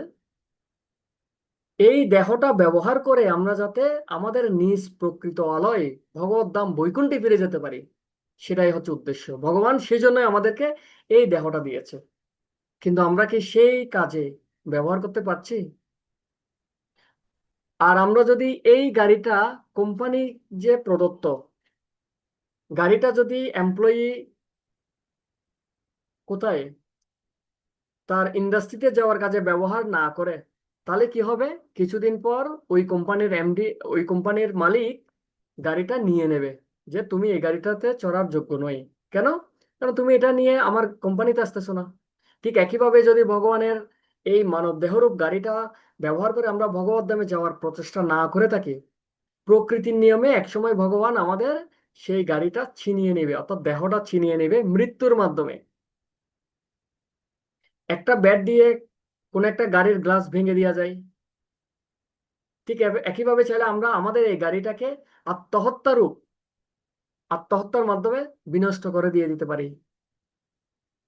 আমরা চাইলে মেয়ে বন্ধু, কোম্পানির এমপ্লয়ি চাইলে কোম্পানিতে না গিয়ে মেয়ে বন্ধুকে নিয়ে ঘোরাঘুরি করতে পারে এই গাড়িটা। সে কোম্পানিতে যাচ্ছে না, কিন্তু তার গার্লফ্রেন্ড নিয়ে ঘুরতেছে। ঠিক একইভাবে আমরা লক্ষ্য ভুলে গিয়ে, ভগবান যে আমাদের গাড়িটা দিয়েছে সেই ভগবদ্ধামে যাওয়ার জন্য, সেটা ভুলে গিয়ে আমরা কি করতে পারি? বিভিন্ন প্রকার ইন্দ্রিয় তৃপ্তি করতে পারি, নিষিদ্ধ বস্তু আহার করতে পারি, নিষিদ্ধ কাজ করতে পারি, নিষিদ্ধ জায়গায় ভ্রমণ করতে পারি। আমরা সেই এমপ্লয়ি চাইলে ঘন্টায় 100 কিলোমিটার বেগে বেগে গাড়ি চালাইতে পারে। আর আমরাও চাইলে লক্ষ্যবিহীন বিভিন্ন জায়গায় ইঁদুরের মতো দৌড়াদৌড়ি করতে পারে, কিছুদিন এখানে যাচ্ছে, কিছুক্ষণ ওখানে যাচ্ছে, কিছুক্ষণ ওখানে যাচ্ছে, কিন্তু আমার জীবনের কোনো লক্ষ্য নেই। বর্তমানে বলা হয় ইঁদুর দৌড় প্রতিযোগিতা, সবাই ছুটছে, সবাই ছুটছে। কেন ছুটছে? কোনো উত্তর নেই। কখনো চাকরিতে যাওয়ার জন্য ব্যবহার না করে, আচ্ছা এটা আমরা বললাম। আচ্ছা, তো আমরা গাড়ির সাথে আমাদের মানব দেহের সাথে একটা অ্যানালজি দেখলাম। তো বর্তমান যে সভ্যতা, সেটাকে বলা হয় খাঁচা পরিচর্যার যুগ। খাঁচা পরিচর্যার যুগ। এই প্রসঙ্গে আরেকটা ছোট্ট গল্প বলি। একবার এক ধনী ব্যবসায়ী ছিল। ওই ধনী ব্যবসায়ীর একটা শখের টিয়া পাখি ছিল। তো তিনি একবার ব্যবসার কাজে দীর্ঘদিনের জন্য বাইরে যাচ্ছিলেন। তো এই টিয়া পাখিটা যেহেতু তার খুব প্রিয় ছিল, তাকে সুন্দরভাবে রাখার জন্য একটা স্বর্ণের খাঁচা তৈরি করে সেখানে টিয়া পাখিটাকে রাখতো। তো যাওয়ার আগে বলছে তার স্ত্রীকে, শোনো, আমি দীর্ঘদিনের জন্য একটু বাইরে যাচ্ছি ব্যবসার কাজে, তুমি এই পাখিটার যত্ন গ্রহণ করিও। এই বলে সে চলে গেল। তখন ওই স্ত্রী এসে দেখলো কি, স্বর্ণের খাঁচার মধ্যে একটা ছোট পাখি আছে। তো তিনি দেখলো যে এই স্বর্ণটা তো অনেক দামি। আচ্ছা, আমার হাজবেন্ড আমাকে বলেছিল এটার একটা দেখাশোনা করার জন্য। তখন তিনি প্রতিদিন আসতো, একটা কাপড় দিয়ে স্বর্ণের খাঁচাটা মুছতো, তারপর চলে যেত। এভাবে একদিন, 2 দিন, 3 দিন যাইতে যাইতে ভিতরের পাখিটার দিকে কোনো ভ্রুক্ষেপ করতো না। এই গল্পটা একটু মনোযোগ দিয়ে শুনবেন, খুবই গুরুত্বপূর্ণ। ভিতরের যে পাখি রয়েছে তার কোনো যত্ন নিত না, তার কোনো খাবার দাবার দিত না, এবং ভ্রুক্ষেপ করতো না, শুধু বাইরের খাঁচাটার যত্ন গ্রহণ করতো। এবার বেশ কিছুদিন পর পাখিটা আস্তে আস্তে অনাহারে, তৃষ্ণায় ছটফট করতে করতে এর ভিতরে মারা গেল। তো বেশ কিছুদিন পর হাজবেন্ড ফিরে এসেছে। আসার পর বলছে, আমি তোমাকে একটা দায়িত্ব দিয়ে গেছিলাম যে আমার পাখির যত্ন গ্রহণ করা, তুমি কি যত্ন গ্রহণ করছো? বলছে, হ্যাঁ, আমি প্রতিদিন যত্ন গ্রহণ করেছি। সে যখন দরজা খুলে রুমে ঢুকলো, দেখছে কি তার সেই স্বাদের পাখি পরে একদম শুকনো হয়ে গেছে, কাঠ হয়ে গেছে। তখন তিনি খুব রেগে গেলেন যে আমি তোমাকে বলেছিলাম এটার যত্ন গ্রহণ করার জন্য, তুমি কি যত্ন নাও নাই? বলছে, হ্যাঁ, আমি প্রতিদিনই তো আসলাম। তো এসে কি করছো?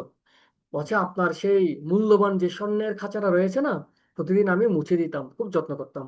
তো বলছে তুমি এর ভিতরে যে একটা পাখি আছে সেটার যত্ন কখনো নাও নাই? বলছে পাখিটা তো খুব কম দামি, এটা আমি কেন যত্ন নিব? তখন তিনি বুঝতে পারলো আসলে তার স্ত্রী ছিল একজন মহাজ্ঞানী। তাই নাকি? আপনাদের কি মনে হয় তিনি কি মহাজ্ঞানী ছিল? আপনাদের কি অভিমত? না, তার স্ত্রী ছিল একজন মহা মূর্খ। কারণ তিনি খাঁচাটার পরিচর্যা করেছিল, পাখিটার না। ঠিক আছে?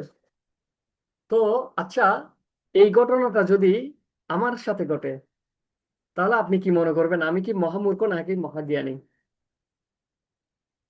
এই ঘটনাটা যদি আমাদের সাথে ঘটে, এবং এই ঘটনাটা এই জগতে প্রত্যেকটা ব্যক্তির সাথে ঘটছে, ভগবত মুক্তিবিহীন প্রত্যেকটা জীব এই একই ঘটনার পুনরাবৃত্তি করছে। দেখুন, আমরা আগেই বলেছি ভগবত গীতার শুরুই হয় তুমি জড় দেহ নও, তুমি চিন্ময় আত্মা। ভগবত গীতার প্রথম জ্ঞান, প্রাথমিক জ্ঞান এখান থেকেই শুরু। আত্মজ্ঞান শুরু হয় এটাতে, অথাৎ ব্রহ্ম জিজ্ঞাসা। তাহলে আমি হচ্ছি, আমার এই দেহটা হচ্ছে আমার খাঁচা, আর প্রকৃত আমি হচ্ছে কি আমার ভিতরের আত্মাটা। তাহলে আমি আমার আত্মার কিভাবে উন্নতি হয়, কিভাবে কল্যাণ হয়, কিভাবে তাকে পরবর্তী জন্মে একটা ভালো জীবন দান করতে পারবো, সেই চেষ্টাটা না করে আমি শুধু খাঁচার পরিচর্যা করছি, স্বর্ণের খাঁচাটার পরিচর্যা করছি, বিভিন্ন প্রসাধনী ব্যবহার করছি, ভালো ভালো কাপড় পরছি, ভালো ভালো খাবার খাচ্ছি, ভালো ভালো জায়গায় ঘুরছি, কিন্তু ভিতরে যে পাখি ছটপট ছটপট করছে তার খাবারের অভাবে সেদিকে কোনো ভ্রুক্ষেপ করছি না। এবার চিন্তা করে দেখুন, আমরা আসলে কি জ্ঞানী, নাকি আমরা আসলে এক একটা মহামূর্খের মতো আচরণ করছি? এটাই হচ্ছে এখন বিবেচ্য বিষয়। তাই বলা হয় বর্তমান যুগটা হচ্ছে খাঁচা পরিচর্যার যুগ, ভিতরের পাখির কোনো ভ্রুক্ষেপ নেই। তো আমাদের এখনই চিন্তা করতে হবে যে আমাদের শুধু দেহের যত্ন নিতে হবে, হ্যাঁ নিঃসন্দেহে খাঁচার পরিচর্যা করতে হবে, দেহেরও পরিচর্যা করতে হবে, কিন্তু খাঁচার ভিতরের পাখি বা আত্মাকে ভুলে নয়। আমাদের মেইন লক্ষ্য হচ্ছে পাখি বা আত্মা। খাঁচা বা দেহটা হচ্ছে গৌণ, কিন্তু বর্তমান সমাজ হচ্ছে পুরোটাই হচ্ছে খাঁচার পরিচর্যাকারী, পুরোটাই হচ্ছে দেহের পরিচর্যাকারী। এর অভ্যন্তরে যে খাঁচার পাখি রয়েছে বা আত্মা রয়েছে, সেই প্রকৃত বিষয়টা সম্পর্কে পুরোপুরি অজ্ঞাত। আর এটাই হচ্ছে আমাদের কৃষ্ণ ভাবনার উদ্দেশ্য, যে খাঁচার ভিতরের পাখিটার যত্ন নেয়ার শিক্ষা প্রদান করা। তো কিভাবে শিক্ষিত ভারতীয়রা বা ভারত উপমহাদেশের ব্যক্তিরা যারা একসময় ধর্মপরায়ণ ছিল, তারা বেদের প্রতি বিশ্বাস হারিয়ে ধর্মবিমুখ হয়েছিল? দেখুন, আমরা আমাদের এই বৈদিক শাস্ত্র বেদের উপর নির্ভর করে প্রতিষ্ঠিত। এখন বেদ যে আমরা গ্রহণ করব, বেদের কি আসলে কোনো প্রমাণ আছে? বেদ কি ভ্রান্ত নাকি অভ্রান্ত, বেদ কি সঠিক নাকি ভুল? তো আমরা দেখব বেদে কিছু ভবিষ্যৎবাণী করা হয়েছিল এই জগৎ সম্পর্কে, এবং সেটা পুরোপুরি মিলে গেছিল। সেই বিষয়গুলো আমরা দেখব। বেদে বলেছে 7 জন মহাপুরুষের আগমনের কথা বলেছিল। গৌতম বুদ্ধ ভাগবতমের প্রথম স্কন্ধে 3য় অধ্যায়ে 24 নম্বর শ্লোকে বলেছিল যে গৌতম বুদ্ধ আসবেন, ঠিক তিনি এসেছেন। চাণক্য পণ্ডিতের কথা ভাগবতম উল্লেখ আছে, রেফারেন্স এখানে আপনারা দেখতে পাচ্ছেন, এই যে রেফারেন্স। তিনি কিন্তু এসেছেন 370 বিসি, বিফোর খ্রিস্ট। 304 বিসি সম্রাট অশোক, ভাগবতমে উল্লেখ আছে। যীশু খ্রিস্ট আসবে সেটা অথর্ববেদ উল্লেখ আছে। মহানবী আসার কথা ছিল, ভবিষ্য পুরাণে উল্লেখ আছে, এবং তারাও স্বীকার করে। চৈতন্য মহাপ্রভু আসার কথা ছিল 1486 সালে, মহাভারত উল্লেখ ছিল। মহাভারত লিখিত হয়েছে 5000 বছর আগে, কিন্তু মহাপ্রভু এসেছে 550 বছর আগে। সেটা কিন্তু ভবিষ্যৎবাণী করা ছিল। তাহলে এই যে মহাপুরুষদের যে আবির্ভাবের, এবং সামনে আরেকজন আসবে কল্কি অবতার, তাহলে যে বেদে যা বলা হয়েছে সেটা অক্ষরে অক্ষরে মিলে গেছে। বেদ যে অভ্রান্ত তার প্রমাণ। এখন বিজ্ঞান ভিত্তিক ভাবে কিন্তু কিছু বিষয় রয়েছে যেগুলো বেদ অভ্রান্তভাবে প্রমাণ করে। যেমন বেদে যে বাস্তুশাস্ত্র রয়েছে, একটা গৃহ নির্মাণ করার আগে যে যে যে বিষয়গুলো আমাদের নজর দিতে হয়, সেগুলো বর্তমানে সিভিল ইঞ্জিনিয়ারিং এ ফলো করা হয়। বেদে বলা হয়েছে কি গাছের জীবন আছে, জগদীশচন্দ্র বসু সেই জিনিসটা প্রমাণ করেছে। বর্তমানে যে এমব্রায়োলজি বা ভ্রূণবিদ্যা, একটা মাতৃজঠরে একটা ভ্রূণ কিভাবে পরিপুষ্ট হতে হতে একটা বাচ্চা বা শিশুর রূপ গ্রহণ করে, সেই বিষয়গুলো কতদিন পর কত মাস পর কি পরিমাণ তার আকার আকৃতি হয়, কি কি দেহ বা অঙ্গ বৃদ্ধি হয়, সেই বিষয়গুলো কিন্তু 5,000 বছর আগে ব্যাসদেব বৈদিক শাস্ত্র লেখার সময় সেখানে নিখুঁতভাবে লিখে দিয়েছে, যেটা বর্তমানে আমাদের এন্ডোস্কোপি বা আলট্রা এগুলো করার মাধ্যমে আমরা হুবহু মিলে যাচ্ছে।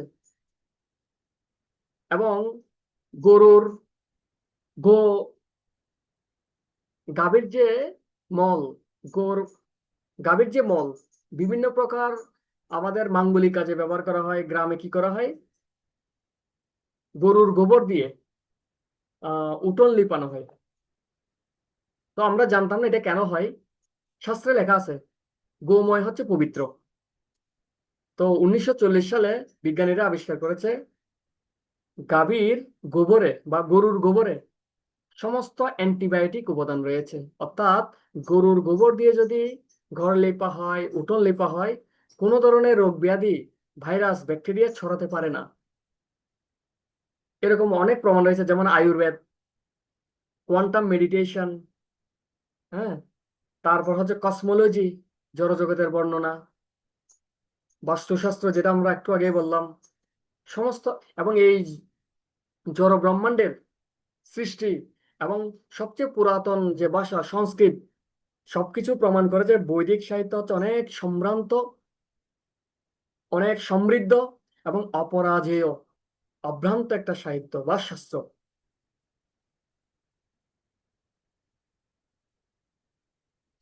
বিজ্ঞানের ক্ষেত্রে আমরা যদি স্বতঃসিদ্ধ গ্রহণ করতে পারি, বিজ্ঞান আমাকে বলেছে যে এটা, আমরা কোনো ধরনের যাচাই বাছাই ছাড়া সেটা গ্রহণ করে ফেলি।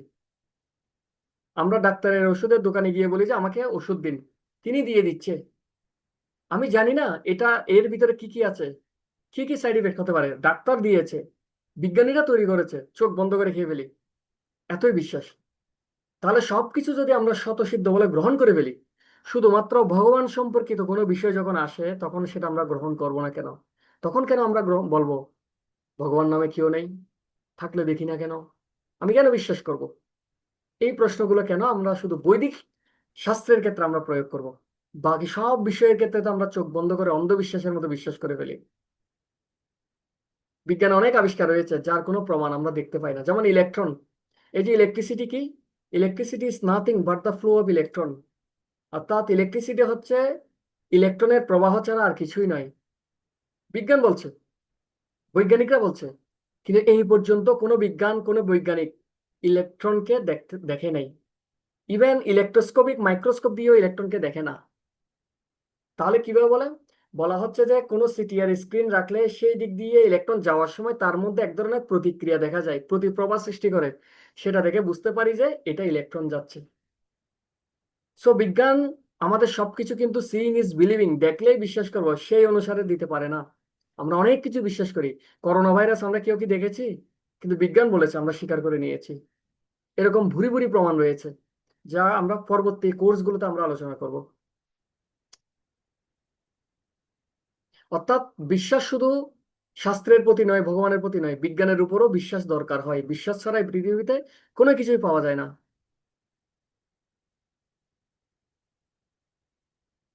তো আমরা দেখেছিলাম যে আমাদের বৈদিক জ্ঞান অর্জনের জন্য তিনটা জিনিস দরকার। একটা হচ্ছে কি,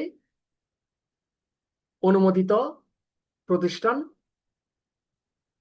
অনুমোদিত গ্রন্থ যেমন বৈদিক শাস্ত্র, অনুমোদিত অনুমোদিত টিচার বা গুরুদেব, হ্যাঁ, আর অনুমোদিত প্রতিষ্ঠান বা সম্প্রদায়। চারটা সম্প্রদায়ের কথা আমরা একটু আলোচনা করেছিলাম আগের ক্লাসগুলোতে, আজকে একটু ডিটেলস আলোচনা করব। ভগবান যখন এই জগৎ সৃষ্টি করেছেন, ভগবান জানেন এই জগতে জীব কষ্ট পাবে, তাই তাকে সেই কষ্ট মুক্ত, যেখানে কোনো কষ্ট নাই, যেখানে কোনো শেষ নেই, সেই জগৎ বৈকুণ্ঠে ফিরিয়ে নিয়ে যেতে হবে। আর ফিরিয়ে নিয়ে যেতে হলে কি করতে হবে? শাস্ত্রের আইন কানুন মানতে হবে। আর শাস্ত্রের জ্ঞানগুলো সে কোথায় পাবে? সেই জন্য তিনি চারটা সম্প্রদায় সৃষ্টি করেছেন, চারটা ধারা সৃষ্টি করেছেন। এবং এই চারটা ধারা বা চারটা সম্প্রদায়ের যে কোনো একটা সম্প্রদায়ের মাধ্যমে কেউ যদি জ্ঞান অর্জন করে পারে, জ্ঞান অর্জন করে, তাহলে সে নিশ্চিত ভগবানের কাছে ফিরে যেতে পারবে। সেই সম্প্রদায়গুলো কি? এই যে সম্প্রদায় আপনারা দেখতে পাচ্ছেন, প্রথম হচ্ছে শ্রী বা লক্ষ্মী দেবীর সম্প্রদায়, ব্রহ্ম বা ব্রহ্মার সম্প্রদায়, রুদ্র বা শিবের সম্প্রদায়, কুমার। এই যে ব্রহ্মার 4জন পুত্র হচ্ছে এই 4 কুমার। এই 4টা ধারার মাধ্যমে কেউ যদি জ্ঞান অর্জন করে তাহলে সে ভগবানের কাছে ফিরে যেতে পারবে।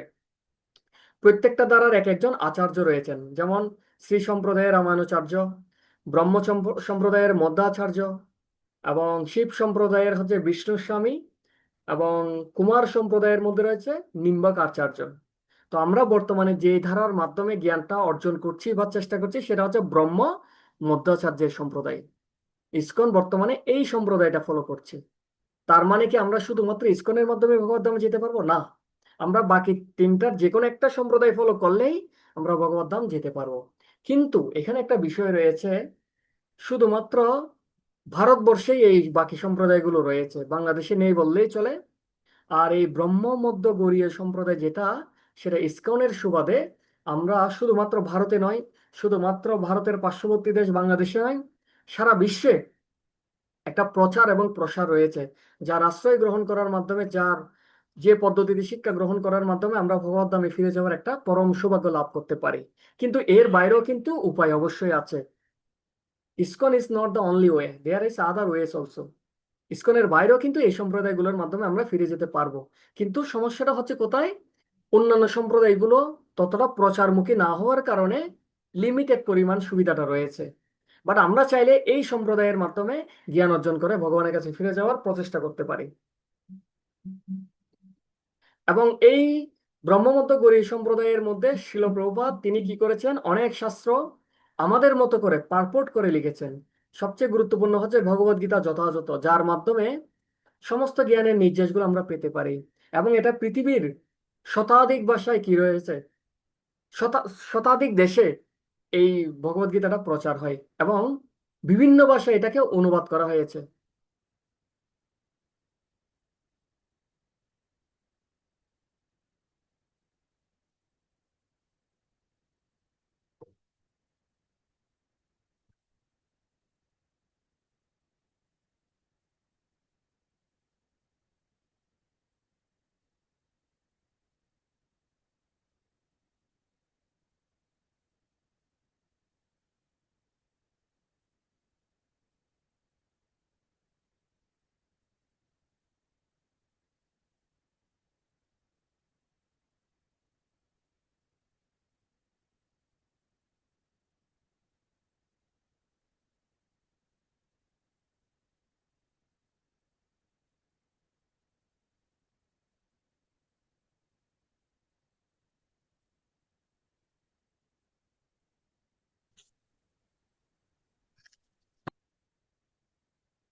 হরে কৃষ্ণ।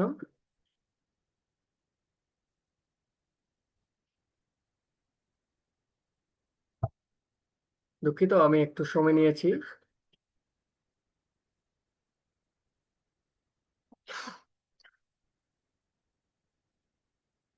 আমরা আবার একটু শুরু করছি।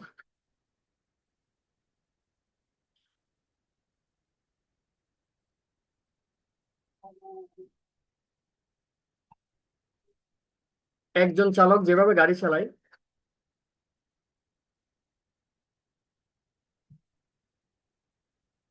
তো আমরা এই ক্লাসের একদম শেষ পর্যায়ে চলে আসছি। তো আমরা শিল প্রভুপাদের মাধ্যমে এই জ্ঞানটা অ্যাভেলেবেল বা আমাদের কাছে পেয়েছি। আমরা চাইলে সেই জ্ঞানটা অর্জন করার মাধ্যমে আমরা আমাদের যে পরম কাঙ্ক্ষিত লক্ষ্য, এই জগৎ দুঃখালয় অশাশ্বতম এই জগৎ থেকে মুক্ত হয়ে ভগবদ্ধামে ফিরে যাওয়ার যে সুযোগ, সেই সুযোগটা আমরা লাভ করতে পারি। এবং শিল প্রভুপাদ গুরু পরম্পরার দ্বারাই সেই জ্ঞানটা প্রাপ্ত জ্ঞানটা সারা বিশ্বে প্রচার করার জন্য 70 বছর বয়সে আমেরিকা গিয়েছেন। কারণ তখনকার বিশ্বে এমন একটা ট্রেন্ড ছিল, উন্নত বিশ্ব যেগুলো করা হয়, উন্নত বিশ্ব যা করে অন্যান্য দেশগুলো সেটা ফলো করে। এবং তিনি সেখানে গিয়ে কৃষ্ণ ভাবনামৃতের প্রসারের জন্য ইসকন নামক এই সোসাইটি প্রতিষ্ঠা করেছিলেন। তিনি একজন ভগবান কৃষ্ণের শুদ্ধ ভক্ত এবং গৌড়ীয় সম্প্রদায়ের আচার্য।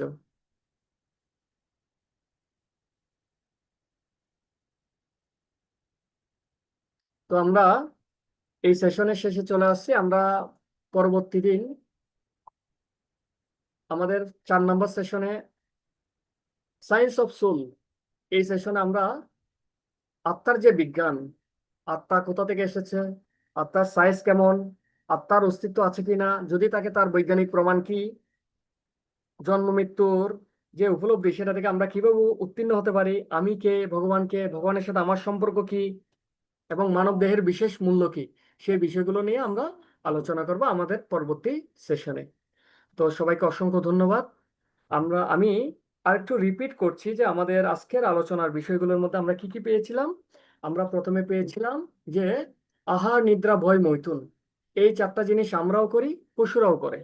আমরা হয়তো একটু উন্নতভাবে করি, পশুরা হয়তো যেখানে সেখানে করে, কিন্তু উদ্দেশ্য এবং কার্যকলাপ একই। তাহলে আমরা এমন কি করতে পারি যেটা পশুরা করতে পারে না, সেটা হচ্ছে কি ধর্মচর্চা। আর যদি আমরা সেটা না করি, ধর্মেণ হীনা পশু বিষমনা, আমরা পশুরই সমতুল্য হব। আমরা কিসের সমতুল্য হব? পশুর সমতুল্য হব। তাহলে আমরা যদি পশু জীবন থেকে একটু উত্তীর্ণ হতে চাই, আমাদেরকে অবশ্যই ধর্মচর্চা করতে হবে। আর আমরা এই জগতে 3 ধরনের ক্লেশ পাচ্ছি, সেটা হচ্ছে কি আধ্যাত্মিক ক্লেশ, আদিভৌতিক ক্লেশ এবং আদিদৈবিক ক্লেশ। আর কি কি জেনেছি? আমাদের জীবনে অনেক সমস্যা রয়েছে, প্রত্যেক সমস্যার কোনো না কোনো সমাধান রয়েছে, জোড়াতালি দেওয়া সমাধান বা প্যাচ আপ সলিউশন বলা হয়। কিন্তু এমন 4টা সমস্যা রয়েছে যেটা কেউই চায় না, সবার জীবনে আসবে এবং এড়ানোও যাবে না। সেই 4টা প্রকৃত সমস্যা হচ্ছে কি জন্ম, মৃত্যু, জরা এবং ব্যাধি।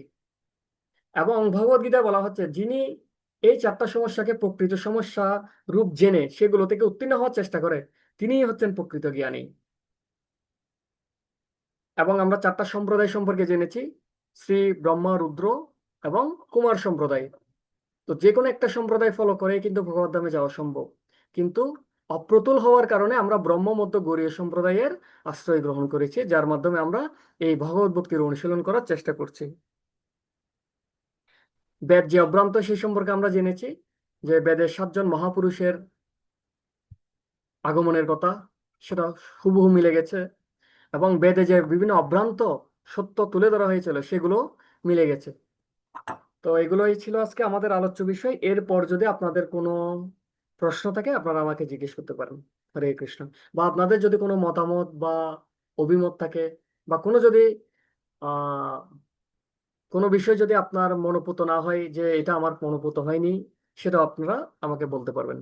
হরে কৃষ্ণ।